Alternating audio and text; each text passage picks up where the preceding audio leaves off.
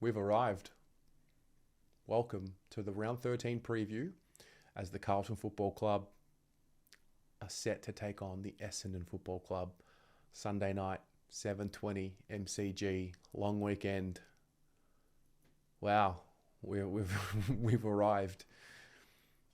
This is a really rare preview that has, I guess, just prompted me to reflect. We live so much in the week to week conversations around, selection, team, injuries, everything is week to week.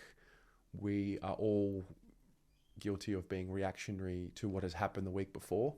But for some reason, this one's important. This one brings me back to reflect on what has really happened. It's so interesting what's transpired over the last 12 months. The last time we played the Bombers was round 13. 2023, the infamous game. I don't know what that was. That was a devastating affair. Devastating because of who we play. I mean, there's two teams really that bring the most passion out of me, and I guess most of us. I think I would say most of us is, Collingwood and Essendon. Collingwood's interesting because they've won flags in my lifetime, so, you have to respect that. Essendon, the hatred's different.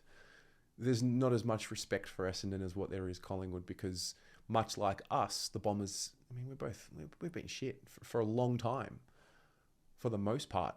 And we're talking decades. Bombers win a flag in 2000.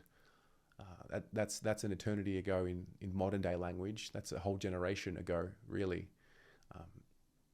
And so I think with that, also having the great histories that both clubs have, I think lends itself to a much more passionate feeling. And then when you circle back to the modern era today, what's happened over the last 12 months. I mean, how can you not reflect and look back? Off the bat, I'd love to read through what you think about what's happened since round 13 last year and how far we've come since then. The Bombers, for whatever reason, have had a couple of games like that against us where they've, quote unquote, sliced us up, sliced the club in half and forced change. 2019 was the game where they beat us badly. That was the end of the Bolton era. 2023, thankfully we didn't sack Voss, another coach. But there was something really impactful about that night. It wasn't just that game. It was a series of losses in what we were hoping would be the turning point for the group, where they started winning games a bit more consistently after showing some promise in 2022. And we were all left just so broken, so devastated, tired, exhausted. It was painful to watch the boys play. They just couldn't get over the hump. They were trying their best. It just wasn't working. There were so many questions. The ultimate division between all of us was apparent. We had extremes of, re-sign people for X amount of years. And, we had other fans feeling like this is it. We've got to do it again. We've got to rebuild again, start again, blow it all up. And that's what happens when you have decades of hurt and decades of pain. And for whatever reason, the Bombers seem to find their way into our story, not for a good reason. Although, having reflected now, I think you can only really feel what I'm about to say after time passes. I mean, when you talk about a line in the sand, you don't know what a line in the sand is going to be until it's proven otherwise, that change has happened. And so I sit here now really grateful that change has happened and that turning point has happened.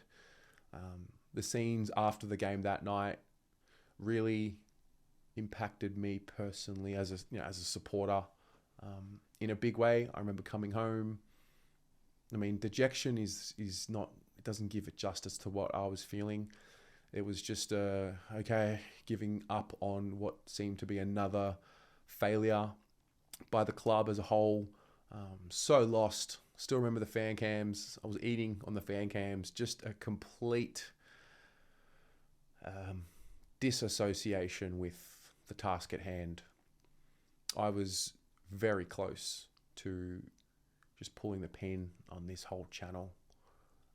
I had, usually after losses, I'll take phone calls and talk through it. This loss last year was the one time throughout the entire journey where I genuinely considered, like, fuck this. Like, it's not even worth it. It's impacting my health. It's impacting everything. Such is how much I get involved in it. I love it. We all love the club so much. It is irrational, but it is also what makes the club so great, because you've got so many people that feel that irrational connection to the club and the want and the will for it to succeed. The scenes after the game were ugly, supporters screaming, we've all seen the footage, unfortunately, people spitting, the dark side of what happens at a big club when it doesn't go right over a long period of time. It's a really difficult one because in the story of history, it seems like that was so deep and dark that it forced a change. And I don't know if that one particular game was what led to the change, afterwards and the run that we went on, but it definitely had a feeling of the lowest point in the journey. We've been through conversations from green shoots to, the rebuild, and oh my God, they said it was a 5-year build. We're still terrible.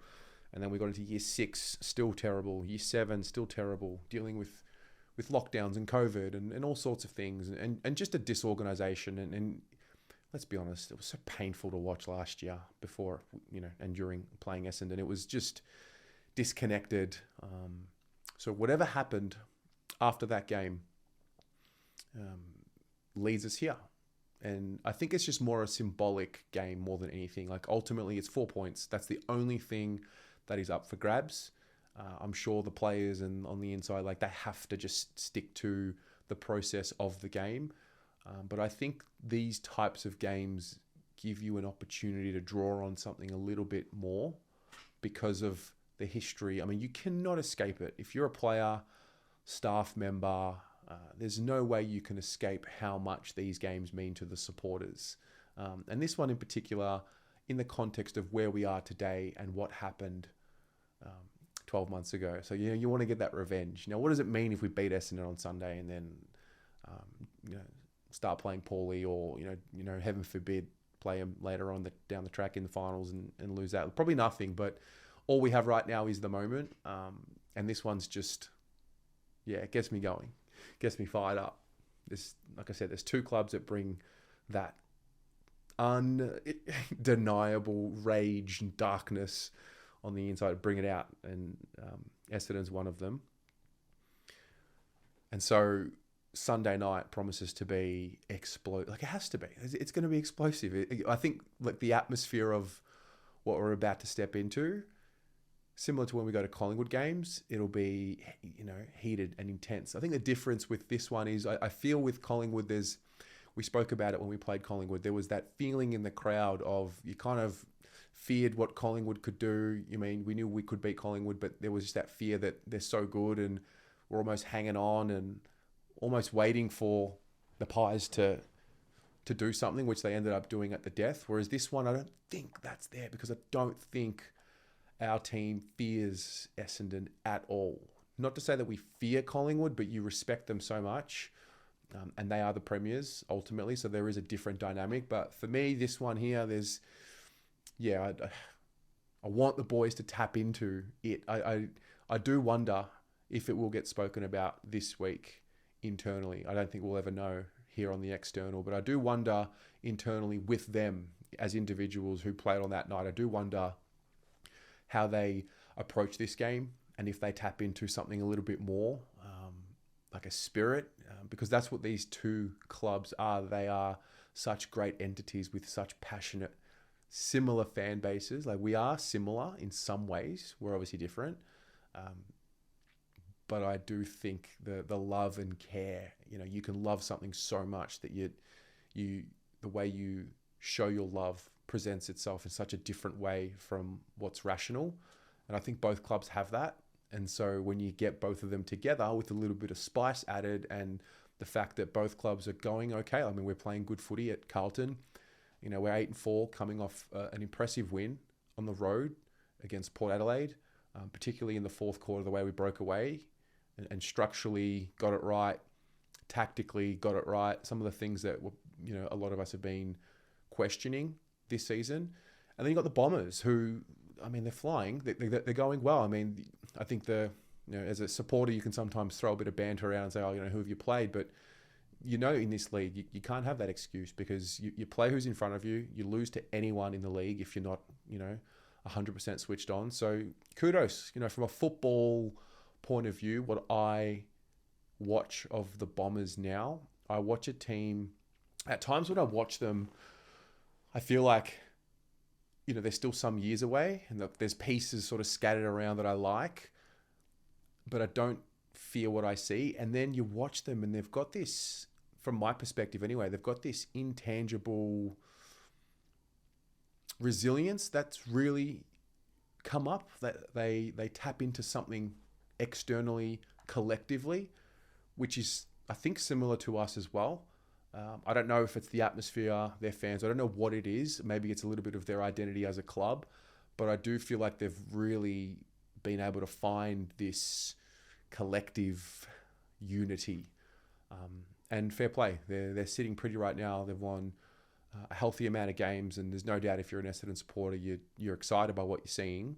You might be a little bit subconsciously trying to play it down, but you're flying. So from that point of view, you've got two good teams in form, playing good footy. The Bombers, they win a lot of the ball, and they're electric to watch when they're on. We at Carlton, we're starting to learn a little bit more around managing the game. I think the Sydney loss in particular really, sometimes you need to fall on your ass to force change.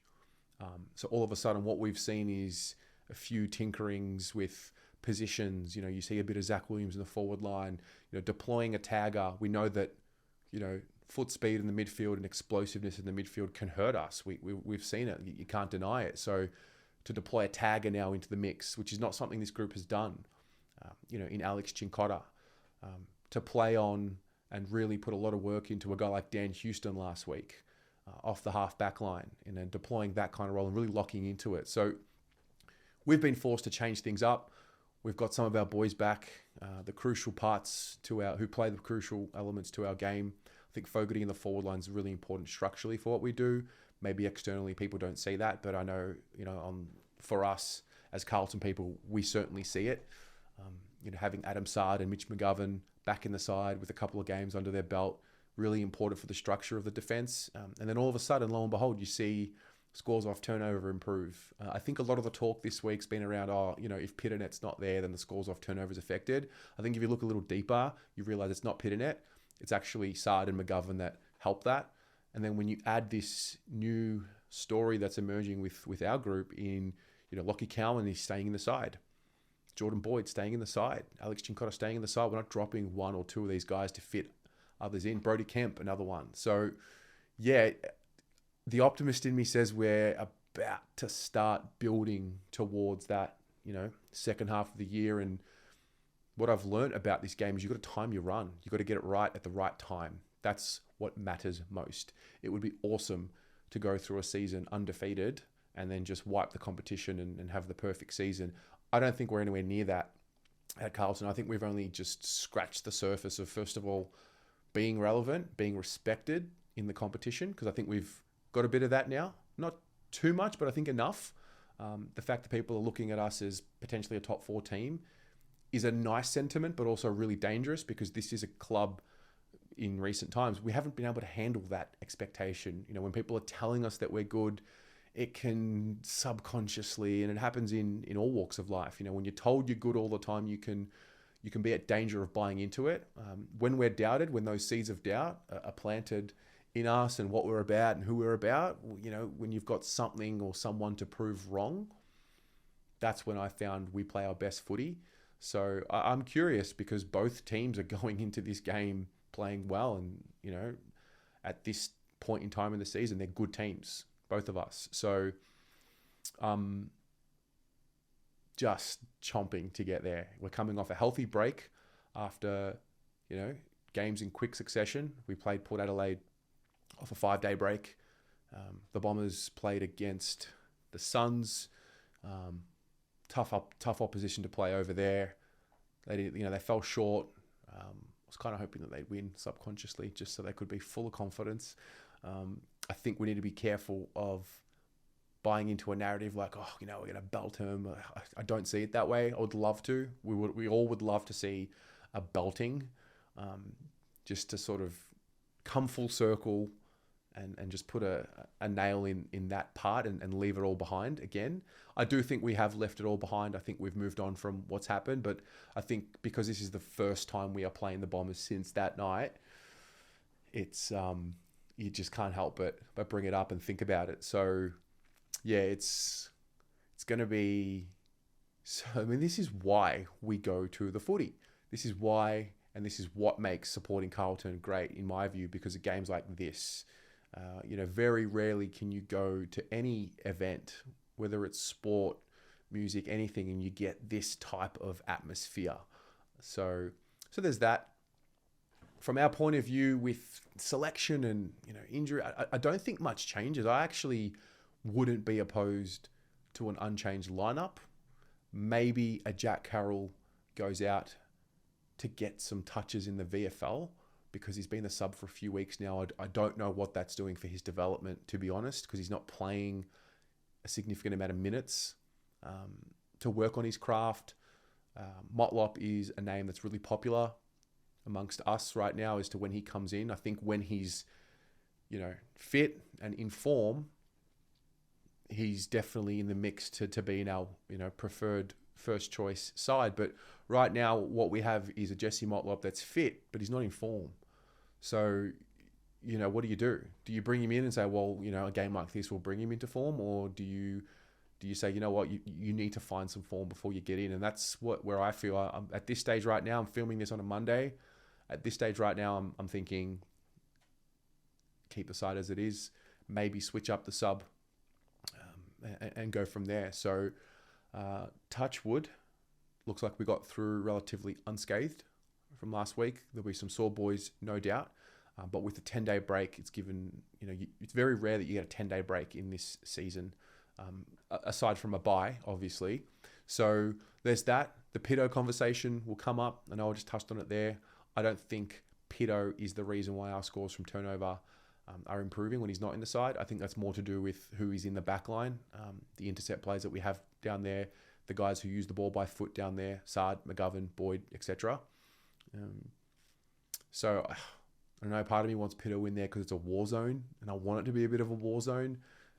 But Tom is more than capable of doing a job. So yeah, you can't take anything for granted. That's for sure. You can't get too cocky in this league and think that just because you owe a team one that's the way it's going to happen. I just want to win. I want to get to the bye with another win. The idea of sitting at 9-4, heading into the bye, remarkable, given what we all spoke about pre-season, and looking at the fixture and then going through the early phases of the season and then starting to get the injuries and having to sort of hold on and find out a little bit more about the depths of the list. So I think that would be an incredible way to recap the first half of the season. I think the Bombers, no doubt, I think win or lose, I think there's a bit of a narrative that could play up there where they say, well, doesn't matter if we win or lose, we're going okay, this is where we're at in our development. Bullshit. Absolute bullshit. I'm not buying into that. I'm not feeding into that. They want to beat us just as much as we want to beat them. There's no doubt about that. So I'm not going to buy into any false sense of security that they have with where they're at and how much this game means to them, because it means a lot to both parties. And yeah, this is what it's all about. This is special. I'm really excited to be there. going with my brother and my sister, and it's gonna be on for young and old. So, what about you? How do you feel going into the Bombers? What do you reflect on? I did touch on it earlier, and asked the question, but yeah, what do you reflect on? What's happened in the 12 or so months since that night? Good, bad, indifferent. Like, what do you say to what has happened since then? What do you say as to what's going to happen this week? What do you say about selection? What do you say about the Bombers and how we can beat them? And yeah, may the best team win. Buckers. Go Blues.